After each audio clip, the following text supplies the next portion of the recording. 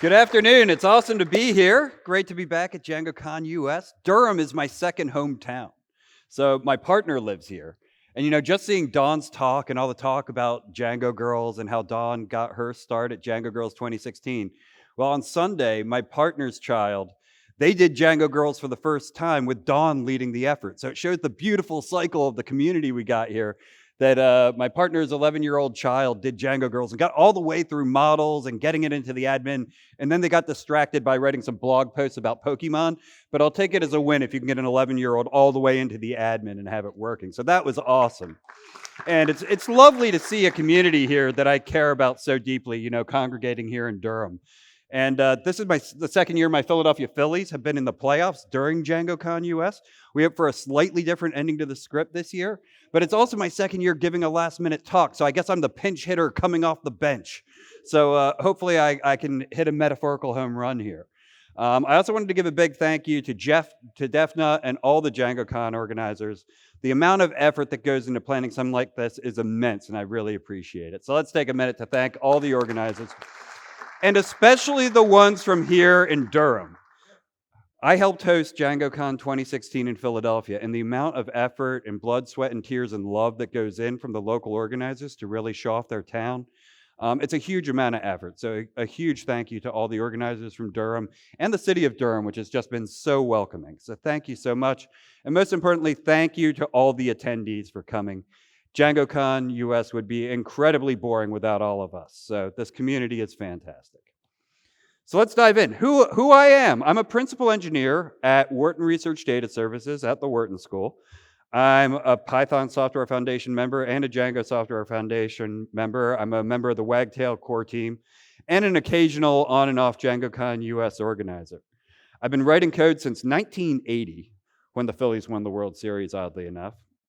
I was 6 years old, and I live and breathe technology, and I have my entire life. Over those years, I've seen a lot of tech trends. I've been closely involved with a few of these overhyped trends over the years, and I've contributed to the hype myself in the past.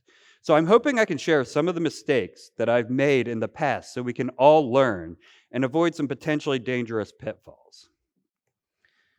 Who I am not is an AI expert, a ChatGPT zealot, or a Meta llama herder.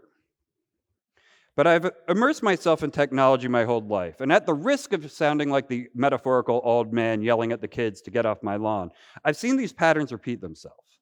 The first primitive AI programs I used were in the late 1980s, and they were based off the ELIZA program, which was developed at MIT in the 1960s.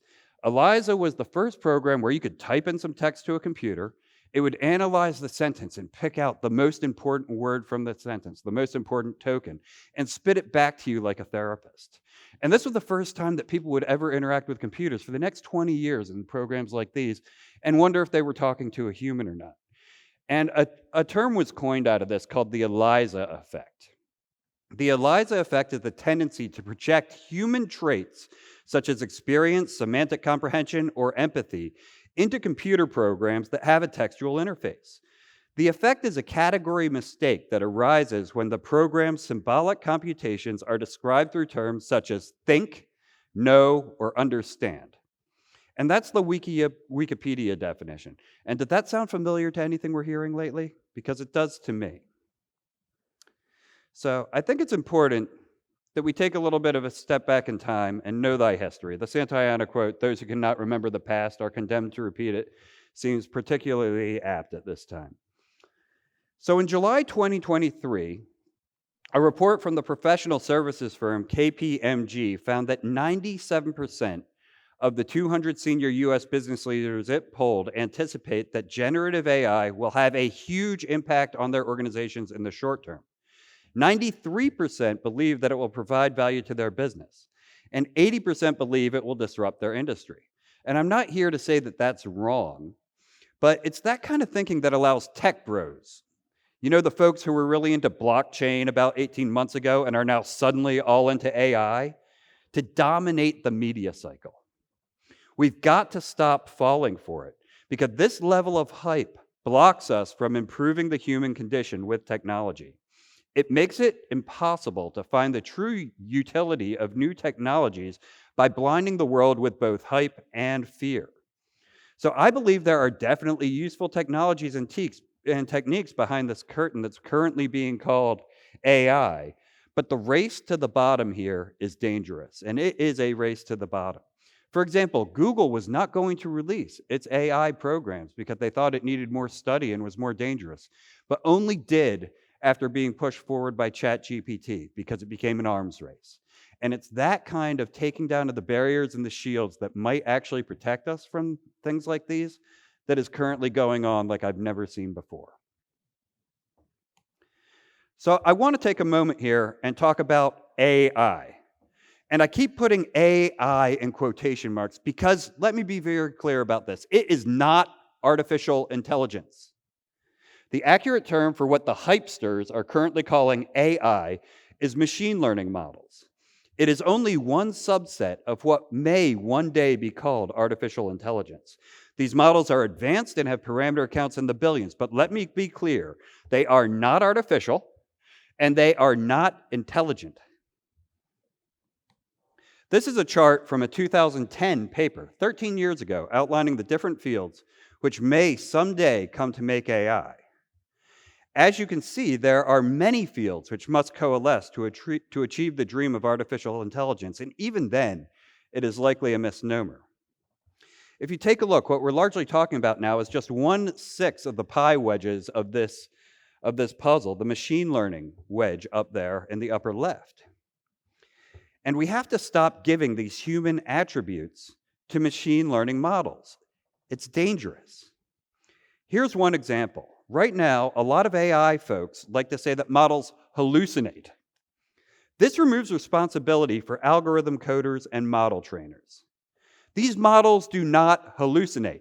They make stuff up because a programmer using a random generation function decided they should. Their responses are frequently inaccurate, laughably so, but it isn't really funny.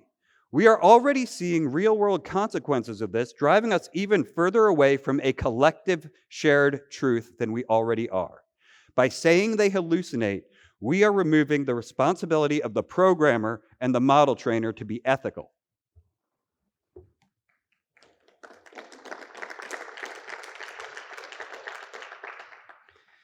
This is the Gartner Hype Cycle for Emerging Technologies chart for 2023. And if you're not familiar with the Gartner Hype Cycle, it's something I've come to know over the many years as I've watched technical trends. And again, this is really about machine learning models. You can see right now, it's at the peak of inflated expectations called generative AI. The peak of inflated expectations, or as I like to call it, Mount Hype, is higher than any I've seen in my 40 years of technology. The curve of the Gartner Hype Cycle chart is incredibly similar to another curve chart. This is the curve of the Dunning-Kruger effect. These two charts being close to identical is not a coincidence. The Dunning-Kruger effect has shown that people with limited competence overestimate their abilities, while high performers tend to underestimate their skill. We're at a crisis point in the United States. Our education system has left a sizable portion of our population behind. And the unfortunate truth is this portion of the population is easily misled. We saw this in the 2016 election with the effect that foreign actors using troll farms had in seeding divisive content within American social media networks. This was before the recent AI explosion. And I truly fear what might be coming our way in the 2024 election. And regardless of your political persuasion, I think we can all agree as Americans, we don't want Putin and Xi to regularly have their thumb on the scale of our elections. And if you're one of our friends who are here internationally, you know just how much the effect of an American election in which you do not get a vote affects your life. It's substantial. We've made ourselves easy targets for our adversaries to divide and conquer, the oldest rule of attack in the book, and have yet to develop against a defense against this new weapon we've developed and just released into the wild. So let's take a little bit of a history lesson here and look at some technology trends through the past 25 years or so. So if we go back to the early 90s, what I like to call virtual reality and the metaverse part 1 was soon after the movie Lawnmower Man came out, and everybody was convinced virtual reality and the metaverse were going to change everything. Snow Crash had just come out as a book, and yeah, that was where things were going to go. VRML was a hot technology back then, and then it faded. And then in the late 1990s, we had dot-com insanity, investments in all kinds of crazy companies. If you've never seen Startup by Com, it's a hilarious watch. And portals were a big thing. Yahoo and portals were going to be the next big thing. In the early 2000s, we moved into Web 2.0, or JavaScript actually kind of sort of works part 1. There were like 8 parts to that movie.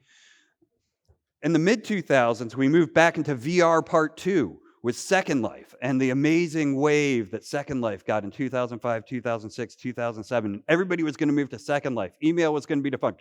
All our meetings were going to happen in Second Life and virtual reality.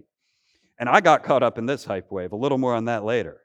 But there was also Google Wave. Remember the 3 glorious weeks of Google Wave before it got shut down? That was going to change everything. Then in the late 2000s, we had big data. And remember 3D TVs and movies? Like every TV you got was a 3D TV for like 5 years, and now nothing is a 3D TV. I don't know what happened to them, but I guess Avatar came and went, and that was a quick fad. In the early 2010s, we had the Internet of Things and Siri and Alexa. And even Apple employees now, there's not a week that goes by that I don't see a secret leak about Apple employees secretly hating Siri. And in the mid-2010s, wearable UIs. Remember, we were all going to have clothing that were like screens and could broadcast our feelings and stuff, and 3D printing was going to take over everything. Then in the late 2010s, very recently, we had blockchain and Web3 and crypto, which were going to change everything. And just recently, we had virtual reality in the metaverse. And Mark Zuckerberg decided to rebrand Facebook as Meta, and then destroyed that for everybody because anything Zuck changes can no longer be cool. And this list is just a microcosm of the overhyped tech trends throughout the years. I won't even go into Justin Bieber dropping $1 million on an NFT. How's that investment feeling these days, Justin? Pretty good? All of these eventually became useful tools in the technology toolbox, but didn't live up to the hype. We see this pattern over and over again, yet we let it happen over and over again. And who does it benefit? The media get clickbait by hyping up a technology to the peak of inflated expectations, mount hype, and then by tearing the technology apart during its descent into the trough of disillusionment. Tech bros dreaming of getting rich quick pump it up to get investors to be done with their money. That's who benefits.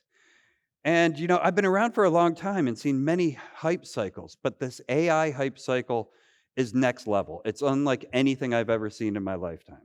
So let's take a look at a little bit of history. Second Life is a continuous virtual world that has been available to the public since 2003. I was one of the first users. It is the closest thing anyone has come to creating the metaverse described by Neil Stephenson in Snow Crash. And the amount of hype it got in the mid-2000s was truly amazing. When I first started as a Second Life user, I was like one of the first 100 users. It's made up of simulators, and each simulator is a 256 by 256 meter virtual region. And there were maybe 40 or 50 of these at the time. They're now tens of thousands. And believe it or not, Second Life is actually one that survived this. It still exists today and is a profitable company and has more active monthly users than have ever done a single transaction on blockchain. It was featured on the cover of Business Week with an article inside featuring yours truly, my 15 minutes of fame. Reuters had a bureau in Second Life with a full-time dedicated reporter. And IBM was all over it. So I accidentally started a company on a dare called SL Boutique. When somebody said they didn't think I could pull this off technically, I took some time and I created a portal where anybody who created content within Second Life could sell it through this common web portal. So you could do a primitive search, find what items you wanted, and in real time through an XML RPC call, it would deliver the item to the person buying it within the virtual world and make a payment to the person selling, and I would take a small percentage cut. It was actually pretty cool. And after a year, it had grown so explosively that either I knew I would have to quit my full-time job or find somebody to take it over. And I found a company called the Electric Sheep Company, named after, of course, the Philip K. Dick novel.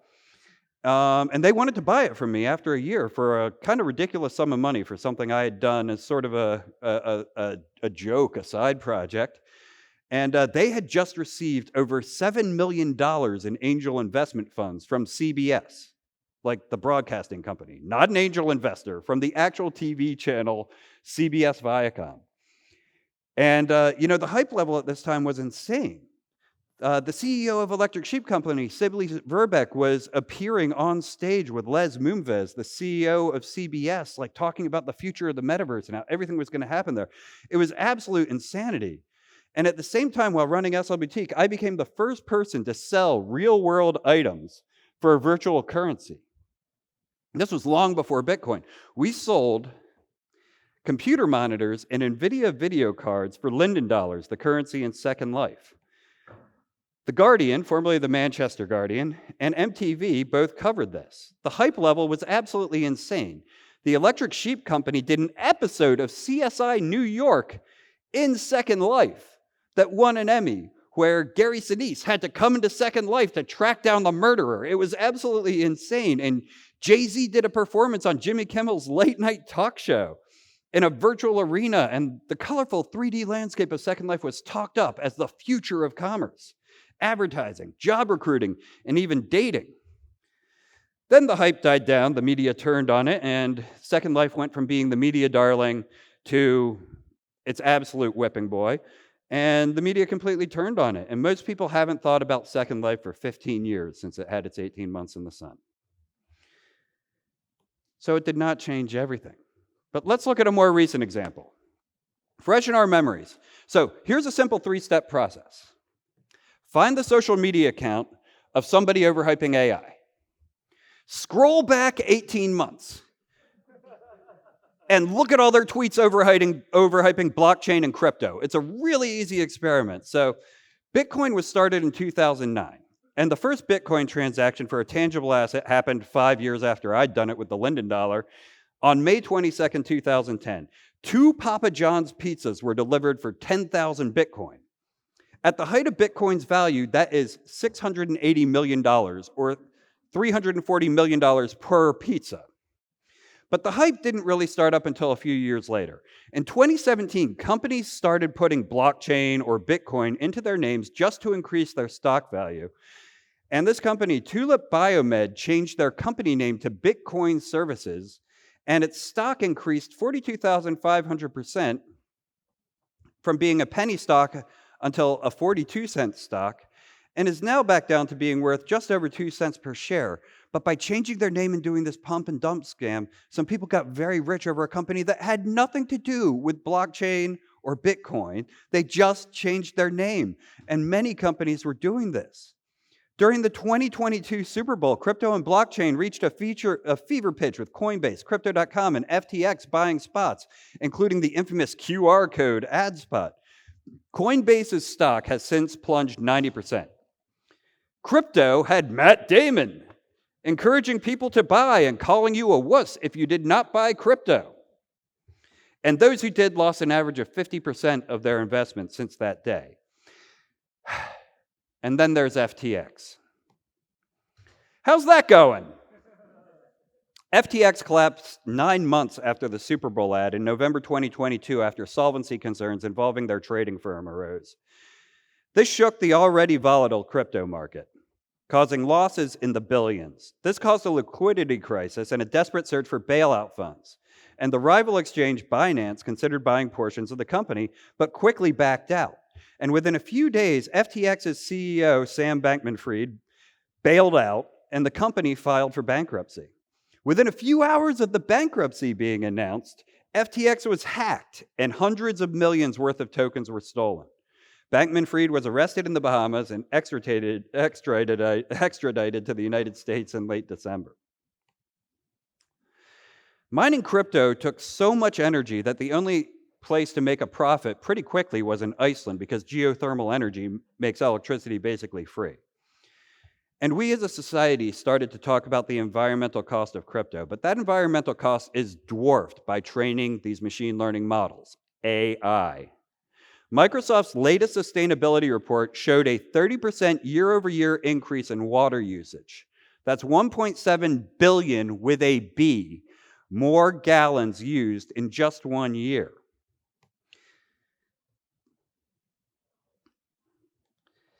There's an OpenAI data center owned by Microsoft in Des Moines, Iowa.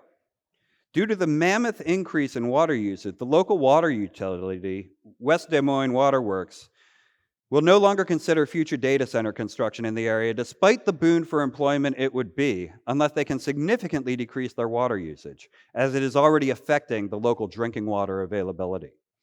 At some point, we're really going to have to ask ourselves, is this worth it? Is this worth it? With the current hype around AI, we face a far more dangerous problem than with Second Life crypto, blockchain, or any of the other tech bro-driven trends of the past several decades.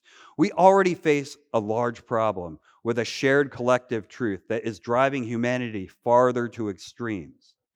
In 2016, I witnessed an election in the United States decided by less than 80,000 votes across 3 states. I'm convinced at least 80,000 votes were swayed by troll farms created by bad foreign actors, increasing the amount of outrage about what were really non-issues with lies and deceit.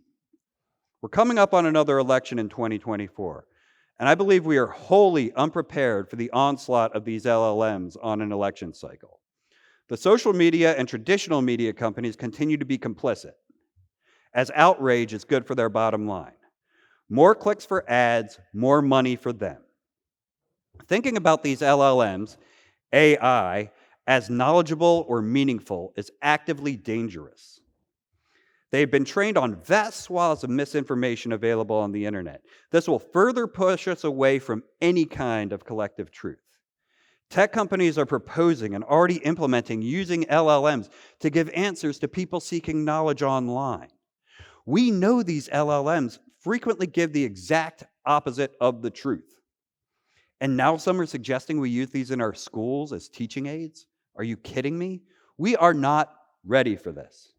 When AI released the most recent version of ChatGPT, in the release notes, one of the bullet points was, less likely to make up facts. Pause and think about that sentence. Less likely to make up facts. You cannot make up a fact. A fact is the truth. A fact is. You do not make up a fact. That sentence is an impossibility and shows the irresponsibility going on right now that they actually let that get out in their release notes. Less likely to make up facts. This risks these falsehoods becoming part of the permanent record, blocking the path between humanity and more legitimate, testable sources of information. We risk the line of truth becoming so blurred, it is invisible. I don't have any easy answers, but I know as technologists, we should also be responsible stewards, and we must do better. Thank you very much.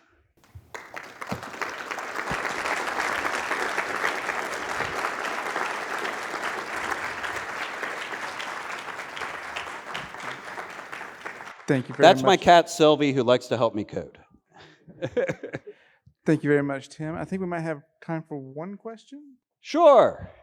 But like I said at the beginning, I don't have any answers. So in order to sort of fight against the hype of AI and possible misinformation rise within our social media platforms, I'm trying to understand how to sort of create more community awareness about it, especially within my local community.